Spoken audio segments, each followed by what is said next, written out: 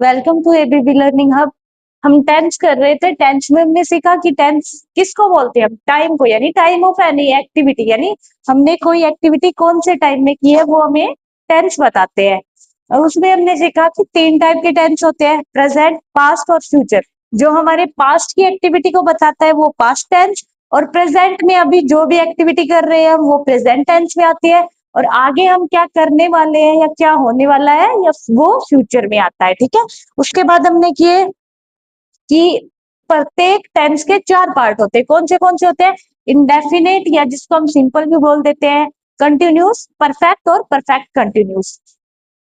फिर हमने किया सेंटेंस, यानी टेंस में सेंटेंस भी हम चार टाइप के करते हैं, सिंपल, नेगेटिव, इंटरोगेटिव और इंटरोगेटिव नेगेटिव।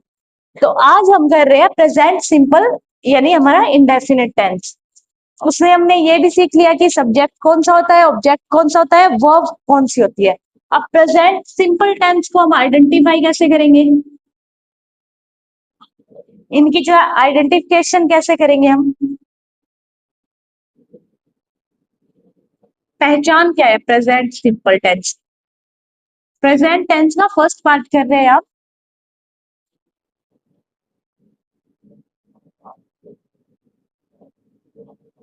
चाहे यानी जिन वाक्यों के अंत में क्या हो, ता है, ती है, ते है, जैसे जाता है, आता है, पढ़ता है, खाता है, पीता है, खेलता है, जो भी कर, यानी जिनके एंड में क्या हो, सॉरी, ता है, ती है, ते है, आदि शब्द आते हो वो हमारे कौन से होते हैं, प्रेजेंट इंडेफिनिट, सॉरी टेंस। कौन से टेंस में आते हो, प्रेजेंट सिंपल या इंडेफिनिट टेंस। क्या पहचान होती है उनकी, आइडेंटिफिकेशन कैसे करेंगे, ता है,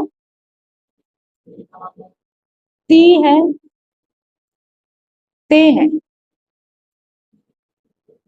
जैसे बोल दिया जाता है,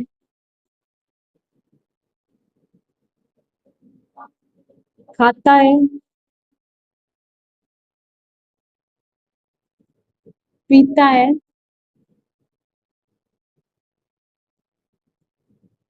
या खेलता है। तो यानी सबके एंड में ता है, तो ये हमारे कौन से टेंस है, प्रेजेंट सिंपल टेंस, यानी अब हम प्रेजेंट की ही बात कर रहे हैं। ठीक है। अब देखो इनमें जैसे एग्जांपल, वह कक्षा में रोज उपस्थित रहती है, यानी वह कक्षा में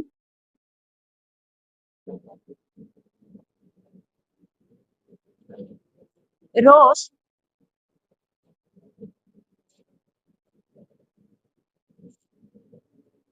उपस्थित रहती है। तो क्या आ गया एंड में, ती है, तो ये कौन सा टेंस हमारा, प्रेजेंट इंडेफिनिट टेंस। जैसे इसका सेकंड और देख लो, वह क्रिकेट खेलता है, वह हमेशा व्यस्त रहता है। ठीक है। वह हमेशा व्यस्त रहता है, तो ये भी कौन सा टेंस है हमारा, प्रेजेंट सिंपल, क्योंकि एंड में ता है। तो जिन भी वाक्यों के एंड में क्या होता है, ती है, ते है, वो हमारे कौन से होते हैं, प्रेजेंट सिंपल या इंडेफिनिट टेंस। अब देखो इन टेंस में हम हेल्पिंग वर्ब कौन सी लगाते हैं, हेल्पिंग वर्ब लगती है इनमें डू या डज। क्या लगता है, डू या डज। और वर्ब की कौन सी फॉर्म लगती है, हमेशा मैन वर्ब लगती है। वो क्या लगती है, मैन वर्ब की फर्स्ट फॉर्म लगती है। जो हमारी सहायक क्रिया है उसका हम क्या फर्स्ट फॉर्म यूज करेंगे। ठीक है। इस टेंस में अब जैसे डू का कहाँ यूज करते हैं और डज का कहाँ यूज करते हैं, डू और डज। तो डू का हम करेंगे प्लूरल नाउन के साथ, यानी जब हमारी नाउन प्लूरल हो यानी बहुवचन हो, और सिंगुलर हो तो किसका यूज करेंगे, डज का यूज करेंगे। अब जैसे प्लूरल नाउन में I, we, you, they, I, we, you, they. ठीक है। इसमें जैसे हो गया ही, सी, इट, नेम, यानी ही, सी, इट या किसी का नाम आ जाए, वो सिंगुलर नाउन होती है ना हमारे, सिंगुलर नाउन आएगी तो हम डज का यूज करेंगे, और अगर प्लूरल नाउन आएगी आई वी यू दे या और भी कोई प्लूरल वर्ड आ जाए तो नाउन आ जाए तो हम करेंगे इसमें डू का यूज। ठीक है, इतना हो गया। हम कैसे पहचानेंगे, आइडेंटिफिकेशन कैसे करेंगे, आइडेंटिटी क्या है उसकी, आइडेंटिफिकेशन कैसे करेंगे, यानी जिन वाक्यों के अंत में ता है ती है ते है वो हमारे कौन से होते हैं, प्रेजेंट सिंपल। जैसे वह कक्षा में रोज उपस्थित रहती है, वह हमेशा व्यस्त रहता है, तो दोनों के एंड में ता है और ती है, तो ये हमारे प्रेजेंट सिंपल टेंस हो गया। अब इनमें प्रेजेंट सिंपल टेंस में हेल्पिंग वर्ब कैसे कौन सी यूज करते हैं, हम करते हैं डू और डज। और मैन वर्ब कौन सी लगती है, मैन वर्ब में वर्ब की फर्स्ट फॉर्म यूज करेंगे हम। ठीक है, और डू का यूज हम प्लूरल नाउन के साथ करते हैं, जैसे आई वी आई और आई के साथ भी हम, आई हमेशा आई के साथ वही हेल्पिंग वर्ब लगेगी टेंस में जो हम क्या है प्लूरल के साथ यूज करते हैं। ठीक है, क्योंकि आई को क्या है प्लूरल नाउन माना जाता है, तो plural noun I we you they इन सब के साथ डू का यूज होगा। और singular noun he she it और किसी का भी नाम आ जाए तो हम क्या डज का यूज करेंगे उसमें। अब देखो टेंस के साथ करते हैं हम टाइप ऑफ सेंटेंस, हमने किया था ना, सेंटेंस भी चार टाइप्स के होते हैं, कौन से affirmative sentence, negative sentence, interrogative sentence और इंटरोगेटिव नेगेटिव सेंटेंस। तो अब इन सबको हम अलग अलग करेंगे। इतना हो गया सबका, पहचान यानी आइडेंटिफिकेशन। फिर क्या है, हेल्पिंग वर्ब कौन सी यूज करेंगे, वर्ब कौन सी यूज करेंगे, मैन वर्ब है वो कौन सी फॉर्म में यूज करेंगे, और डू का कहाँ यूज करते हैं और डज का कहाँ यूज करते हैं। अब हम करते हैं अपना फर्स्ट सेंटेंस।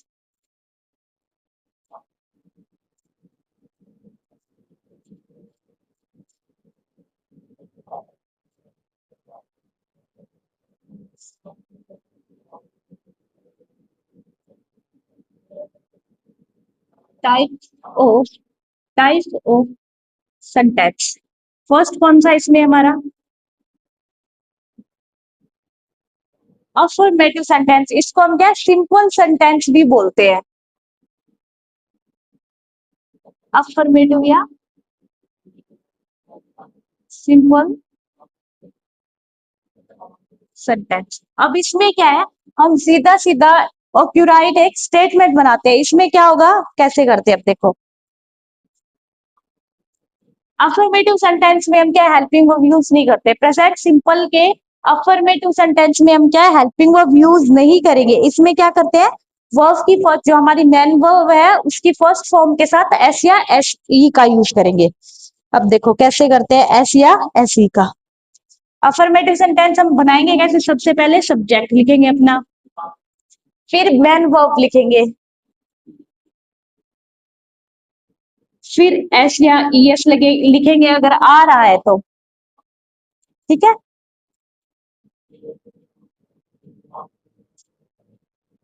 और फिर क्या लिख देंगे अपना ऑब्जेक्ट लिख देंगे। ठीक है,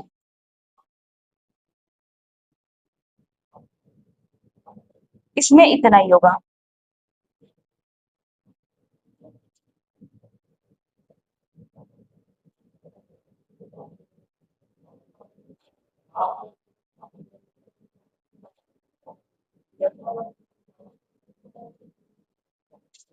यानी अफर्मेटिव जब सेंटेंस बनाते हैं तो हम क्या करेंगे, हमारा सब्जेक्ट लिखेंगे, फिर मैन वर्ब उसके साथ एस या एस आता है तो लगा देंगे, और फिर हमारा ऑब्जेक्ट लिखेंगे प्लस एक्सेट्रा जो भी बच जाए वो लिख देंगे। ठीक है, अब देखो इसको बना के देखते हैं हम एक एक करके। अब सॉरी पहले वर्ब की यहाँ पे क्या है, वर्ब की फर्स्ट फॉर्म कहाँ आएगी और एस या एस कहाँ आएगी ये सीखते हैं हम। सिर्फ अफर्मेटिव सेंटेंस के लिए ये नियम लागू होता है, बाकी नेगेटिव इंटरोगेटिव और इंटरोगेटिव नेगेटिव में तो क्या है हम हेल्पिंग वर्ब का यूज करेंगे, बट प्रेजेंट सिंपल के अफर्मेटिव सेंटेंस में क्या है हम हेल्पिंग वर्ब का यूज नहीं करते, उसकी जगह वर्ब की फर्स्ट फॉर्म के साथ एस या ईएस का यूज करते हैं। अब कहाँ यूज करते हैं, वर्ब की फर्स्ट फॉर्म कब यूज करेंगे हम, जब प्लूरल नाउन हो, यानी सेंटेंस में हमारे जब प्लूरल नाउन हो तो हम सीधा वर्ब की फर्स्ट फॉर्म यूज करेंगे। जैसे क्या हो गया हमारा, आई वी यू एंड दे, वही वर्ब की फर्स्ट फॉर्म के साथ एस या ई एस कब यूज करेंगे, जब हमारी नाउन कौन सी हो सिंगुलर हो। ठीक है,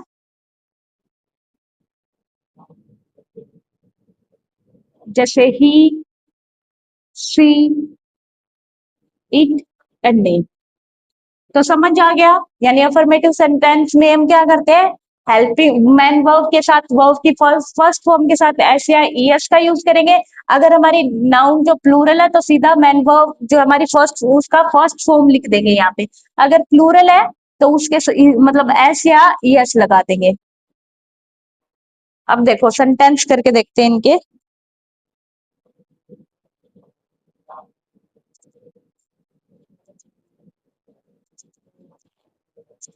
यानी सिंगुलर वर्ब, सिंगुलर नाउन के साथ ही वर्ब की फर्स्ट फॉर्म के साथ एस लगेगा। प्लूरल नाउन में सीधा क्या लगेगा, वर्ब की फर्स्ट फॉर्म लगेगी। ये मैंने लिखा दिया है यहाँ पे आपको। अब इसके एग्जाम्पल करके देखते हैं हम एक एक। जैसे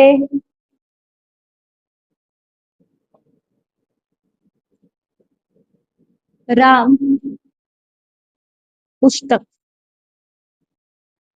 पढ़ता है। अब देखो इसमें क्या है, सबसे पहले आइडेंटिफिकेशन करते हैं कौन सा सेंटेंस, कौन सा टेंस है ये, ता है तो कौन सा आएगा, प्रेजेंट इंडेफिनिट टेंस। अब प्रेजेंट इंडेफिनिट में कौन सा है, अफर्मेटिव सेंटेंस, क्योंकि ना ही तो इसमें यूज हुआ है हमारे नोट का और ना ही हमने कोई WH वर्ड यूज किया, यानी राम पुस्तक पढ़ता है। सिंपल सेंटेंस है ये। अब इसको कैसे बनाएंगे, स्ट्रक्चर हमने लिख रखा है। सबसे पहले हम यूज करेंगे अपना सब्जेक्ट। क्या यूज करेंगे, सब्जेक्ट। तो सब्जेक्ट हमने कल सीखा था कौन होता है, किसी भी काम को करने वाला या जिसके बारे में बात हो रही है। तो यहाँ पे कौन है, राम। उसके बाद हम करेंगे मैन वर्ब का यूज। मैन वर्ब यहाँ पे क्या है हमारी, पढ़ता, यानी पढ़ना। इसमें क्या है, हेल्पिंग वर्ब तो यूज नहीं करेंगे क्योंकि अफर्मेटिव जो सेंटेंस है हमारा प्रेजेंट सिंपल का, उसमें हेल्पिंग वर्ब यूज नहीं होती। उसकी जगह पे क्या होता है, अगर प्लूरल नाउन है हमारी, प्लूरल सब्जेक्ट है तो सीधा हम वर्ब की फर्स्ट फॉर्म लगा देंगे। अगर हमारा जो सब्जेक्ट है वो सिंगुलर है तो ये तो वर्ब की फर्स्ट फॉर्म के साथ एस या ईएस लगेगी। तो अब क्या करना है हमें, मैन वर्ब। तो वर्ब कौन सी होती है, यानी जो हमारी एक्टिविटी होती है उसको हम क्या बोल देते हैं, वर्ब, यानी जो किया वही क्रिया। यहाँ पे राम ने क्या काम किया, पढ़ने का काम किया, तो हमने लगा दिया रीड। अब देखो हमने क्या किया था कि इसमें एस या ईएस लगता है, कब लगता है, कौन सी शर्त पे लगता है, जब हमारा क्या है, यहाँ पे सब्जेक्ट क्या हो, सिंगुलर हो। तो राम सिंगुलर आया है ना, तो अब हमें इस पे इसके आगे एस या ईएस लगाना है। तो क्या लग जाएगा, रीड्स। फिर क्या आएगा हमारा, एस या ईएस लगने के बाद ऑब्जेक्ट। तो ऑब्जेक्ट यहाँ पे हमारा क्या है, बुक। तो क्या बन जाएगा ये, राम रीड्स बुक, यानी राम पुस्तक पढ़ता है।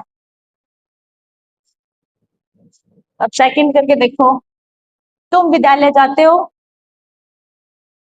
तुम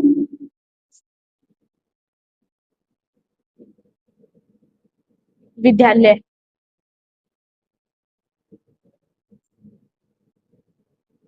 जाते हो। प्रेजेंट सिंपल है। अब इसको कैसे बनाएंगे, स्टार्टिंग में हमारा क्या है, सब्जेक्ट लगाना है। सब्जेक्ट यहाँ पे क्या है, यू। फिर हमें क्या निकालनी है अपनी मैन वर्ब। तो यहाँ पे क्या वो क्या काम हो रहा है, जाना, यानी जाता हमारी इसमें क्या है, जाते हैं हमारी मैन वर्ब है। तो इसमें हम क्या यूज करेंगे, गो। अब देखो एस या ईएस लगेगा क्या, अब हमने यहाँ पे किया था, अगर plural I we you they के साथ सिद्धि हमारी जो मैन वर्ब है उसका फर्स्ट फॉर्म लग जाएगा। और अगर सिंगुलर नाउन है तो एस या ईएस लगा देंगे, आवश्यकता अनुसार एस लगेगा या ईएस लगेगा, ठीक है, उसके हिसाब से एस या ईएस लगा देंगे।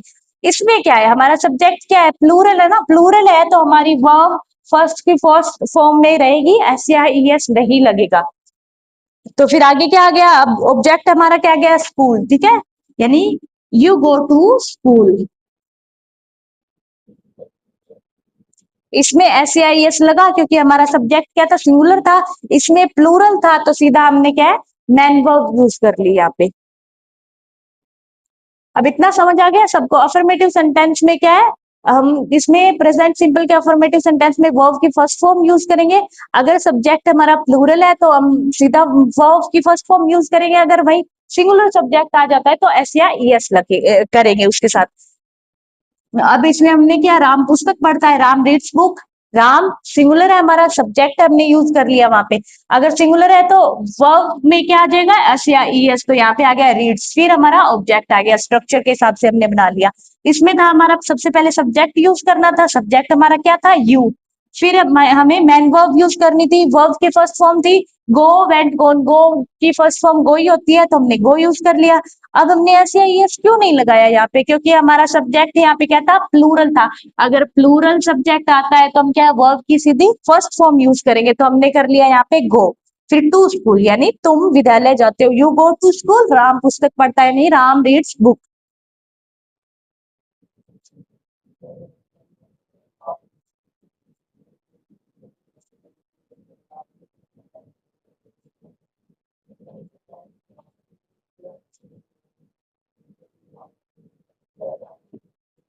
जैसे अब देखो, हम खाना खाते हैं, हम खाना खाते हैं।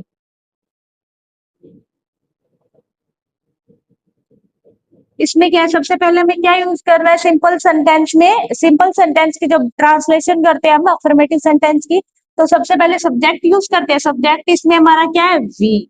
फिर हमारी मैन वर्ब आती है, क्योंकि अफर्मेटिव सिंपल प्रेजेंट के अफर्मेटिव में क्या नहीं आएगा, हेल्पिंग वर्ब यूज नहीं करेंगे। उसकी जगह पे क्या है, अगर प्लूरल है हमारी नाउन तो वर्ब की फर्स्ट फॉर्म, अगर सिंगुलर है तो वर्ब की फर्स्ट फॉर्म के साथ एस या ई एस लगा देंगे, तो यानी सब्जेक्ट के बाद क्या आएगी हमारी वर्ब। तो इसमें क्या है, खाते यानी खाना हमारी क्या हो जाएगी, मैन वर्ब। तो इसके अंदर आ जाएगा ईट, क्योंकि ईट की फर्स्ट फॉर्म ईट ही होती है। अब एस या एस लगेगा या नहीं लगेगा, नहीं लगेगा, क्योंकि वी यहाँ पे हमारा सब्जेक्ट कौन सा आ गया, plural. I we you they plural subject होता है। अगर प्लूरल सब्जेक्ट आ जाए तो हम वर्ब की फर्स्ट फॉर्म के साथ एस या एस यूज नहीं करेंगे। किसमें नहीं करेंगे, present simple present indefinite tense के अफर्मेटिव सेंटेंस में। अगर हमारा सब्जेक्ट प्लूरल होगा तो हम वर्ब की फर्स्ट फॉर्म के साथ एस या एस यूज नहीं करेंगे, इनफैक्ट सीधा वर्ब की फर्स्ट फॉर्म यूज करके छोड़ देंगे। अब ठीक है, वी ईट हमारी मैन वर्ब होगी, सब्जेक्ट के बाद हमने मैन वर्ब की, उसके बाद हमें क्या यूज करना है, हमने सेंटेंस के फॉर्मूला लिखाए थे ना, उसमें क्या यूज किया था हमने, ऑब्जेक्ट। तो ऑब्जेक्ट इसमें यहाँ पे क्या है हमारा, खाना, तो क्या आ जाएगा, वी ईट फूड। अब फिर आगे देखो, जैसे वह क्रिकेट खेलता है, वह क्रिकेट खेलता है।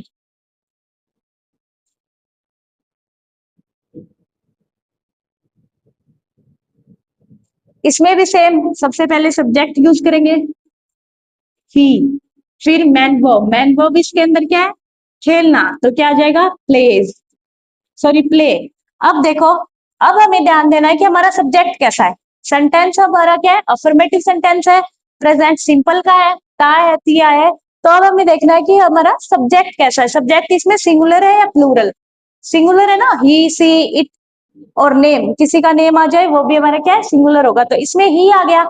वही हमने किया, अगर सिंगुलर सब्जेक्ट होगा तो हम वर्ब की फर्स्ट फॉर्म के साथ क्या यूज करेंगे, एस या ई एस। तो प्लेस के साथ क्या लगता है, एस लगता है। अब ऑब्जेक्ट क्या रह गया हमारा, क्रिकेट, तो हमने क्या यूज कर लिया यहाँ पे, क्रिकेट, तो क्या हो गया ये, ही प्लेस क्रिकेट। तो ये हो गया हमारा अफर्मेटिव सेंटेंस। अब सेकंड नंबर पे आता है नेगेटिव सेंटेंस। अब कौन सा आता है सेकंड नंबर पे, नेगेटिव सेंटेंस। और नेगेटिव सेंटेंस में हम हेल्पिंग वर्ब यूज करेंगे, कौन सी हेल्पिंग वर्ब, जो हमने लिखाई थी प्रेजेंट सिंपल की हेल्पिंग वर्ब क्या होती है, डू या डज।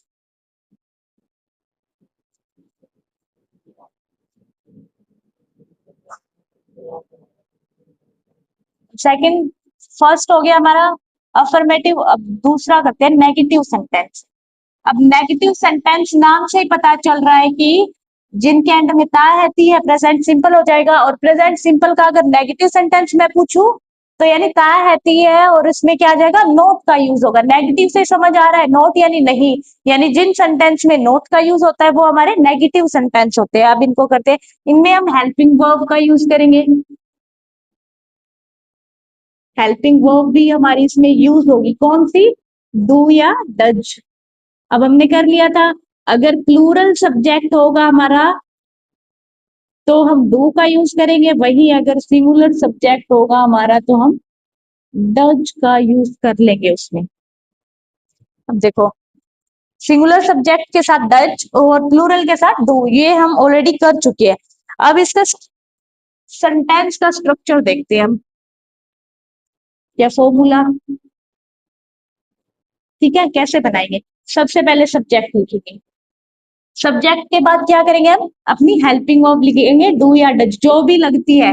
अगर प्लूरल है तो डू का यूज कर लेंगे, अगर सिंगुलर है तो डज का यूज कर लेंगे। उसके बाद क्या आएगा? नेगेटिव सेंटेंस में चाहे जो हो जाए, थर्ड नंबर पे हमेशा नोट आता है। ठीक है, थर्ड नंबर पे हम, अगर सीधे नेगेटिव सेंटेंस हो हमारा, तो थर्ड नंबर पे हमेशा क्या करेंगे हम? यूज नोट करेंगे। पहले सब्जेक्ट आ गया, फिर हेल्पिंग वर्ब आ गई, फिर नोट आ गया, उसके बाद हम मेन वर्ब यूज करेंगे। मैन वर्ब के बाद हम क्या यूज करेंगे? मैन वर्ब में इसमें कौन सी लगती है हमारी? वर्ब की फर्स्ट फॉर्म यूज करेंगे। फिर हम क्या करेंगे? ऑब्जेक्ट करेंगे अपना, फिर अदर जो भी बच जाता है वो। ठीक है, तो ऐसे बनेगा हमारा नेगेटिव सेंटेंस। अब करके देखते हैं, चलो इनको।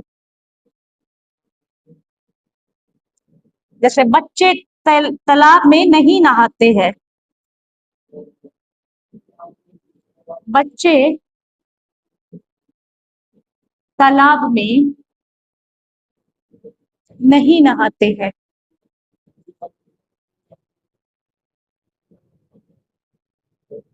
अब देखो कैसे करेंगे। सबसे पहले क्या करना है इसमें? हमने सब्जेक्ट करना है, तो सब्जेक्ट इसमें हमारा क्या है? यानी जो किसी काम को करने वाला हो या जिसके बारे में बात हो रही हो, तो वो हमारा क्या सब्जेक्ट होता है।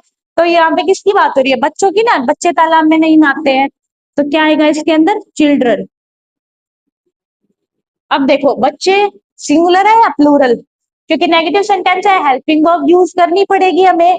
अगर सिंगुलर है तो हमें डज का यूज करना है, अगर प्लूरल है तो डू का यूज करेंगे। अब बच्चा तो है नहीं यहाँ पे, बच्चे है, चाइल्ड नहीं, चिल्ड्रन है, तो चिल्ड्रन हमारा क्या होता है? प्लूरल। तो प्लूरल के साथ हम क्या यूज करेंगे? डू। अब हेल्पिंग वर्ब के बाद सीधा सीधा तीसरे नंबर पर लगा दिया हमने नोट। नोट के बाद वर्ब की फर्स्ट फॉर्म, यहाँ पे वर्ब हमारी क्या है? नहाना। तो नहाने की जो फर्स्ट फॉर्म आ जाएगी वो क्या हो जाएगी? बात। ठीक है, फिर हमारा ऑब्जेक्ट कहाँ पे? तालाब में, इन द तालाब। ठीक है, या इन पॉन्ड, इन द पॉन्ड। तो ऐसे बनेंगे नेगेटिव सेंटेंस। अब और करके देखते हैं।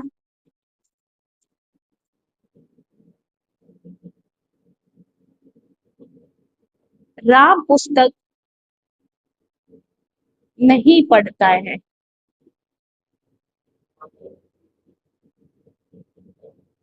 आइडेंटिफिकेशन कर लोगे ना, प्रेजेंट सिंपल है क्योंकि ता है, और नेगेटिव नोट आ गया तो यानी हमारा क्या है? ये नेगेटिव सेंटेंस है, तो हमें हेल्पिंग वर्ब भी यूज करनी है।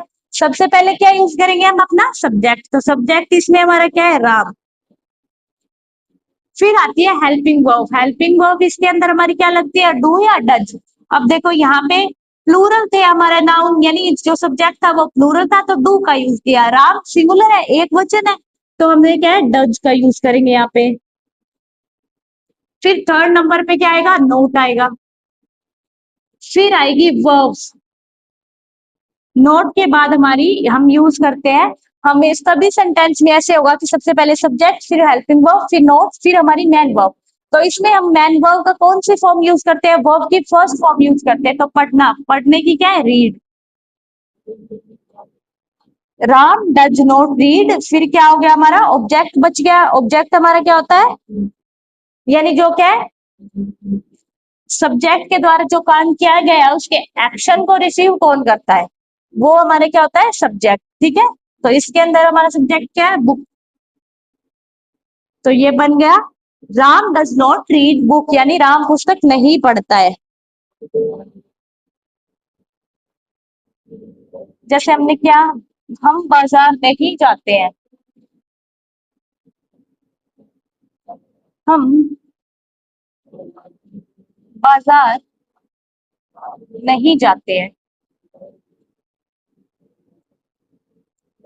सबसे पहले सब्जेक्ट क्या यूज करेंगे? सब्जेक्ट हमारा इसमें क्या है? वी। फिर हेल्पिंग वर्ब यूज करेंगे क्योंकि नेगेटिव है, नेगेटिव में तो हेल्पिंग वर्ब यूज करनी पड़ेगी, डू और नॉट। अगर सिंगुलर है तो डस, और यहाँ पे हमारा क्या है? प्लूरल है, तो हमने क्या कर लिया? डू। और थर्ड नंबर पे हमेशा लगता है नोट नेगेटिव सेंटेंस में, तो हमने कर लिया इसमें नोट यूज। फिर हमारे क्या? वर्ब की फर्स्ट फॉर्म क्या होती है? गो। इसमें जानना है ना, तो गो की फर्स्ट फॉर्म गो ही होती है। We do not go to market, यानी हम बाजार नहीं जाते हैं। तो ये हो गया हमारा नेगेटिव सेंटेंस कंप्लीट। इसके बाद आता है इंटरोगेटिव सेंटेंस।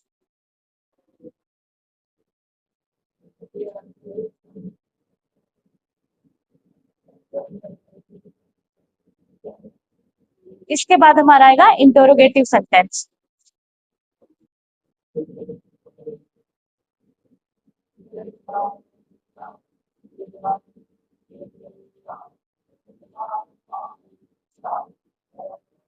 इंटरोगेटिव सेंटेंस में क्या है? इंटोरो से ही पता चल रहा है कि इसमें क्या हो गया, डब्ल्यू एच वर्ड से मतलब क्या है, हमारा सब्जेक्ट के अनुसार डब्ल्यू एच वर्ड से, सॉरी ये वाले सेंटेंस क्या है, इनमें डब्ल्यू एच वर्ड आता है। इंटरोगेटिव सेंटेंस कौन से होते हैं? जो हमसे क्वेश्चन पूछते हैं, ठीक है। अब इसमें देखो क्या होगा। इंटरोगेटिव सेंटेंस दो तरह से बनते हैं।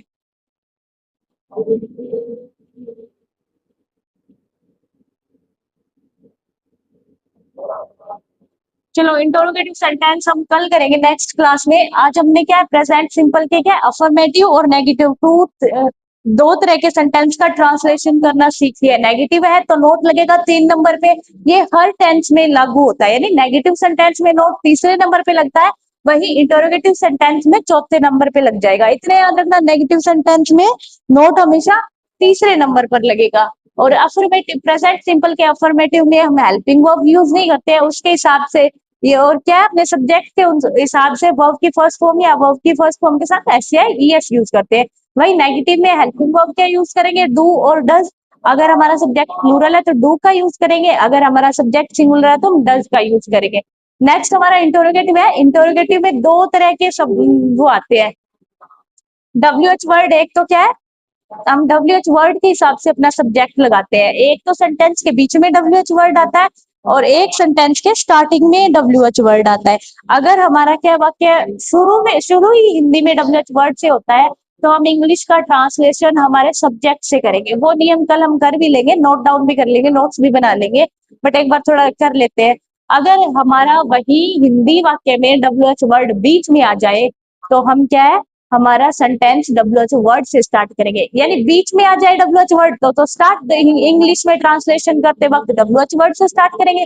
अगर हिंदी वाक्य में खुद में ही, यानी क्या, कब, क्यों, कैसे डब्ल्यू एच वर्ड स्टार्टिंग से आ जाए, तो हम अपना क्या है, सेंटेंस ट्रांसलेशन करते वक्त इंग्लिश में डब्ल्यू एच वर्ड से स्टार्ट नहीं करेंगे, इनफैक्ट उसकी जगह पे सब्जेक्ट से स्टार्ट करेंगे। ठीक है, अपोजिट करना है। अगर हमें बीच में मिल गया हिंदी में, तो हम स्टार्टिंग में लिख देंगे डब्ल्यू एच वर्ड। अगर हमें सब्जेक्ट स्टार्टिंग में मिल गया हिंदी में, तो हम लिखेंगे नहीं, सीधा सब्जेक्ट से स्टार्ट करेंगे। ठीक है, तो आज के लिए बस इतना ही। इंटरोगेटिव सेंटेंस और इंटरोगेटिव नेगेटिव सेंटेंस और इनके की वर्ड्स जो एडवर्बल लगती है, वो हम नेक्स्ट क्लास में करेंगे। ठीक है।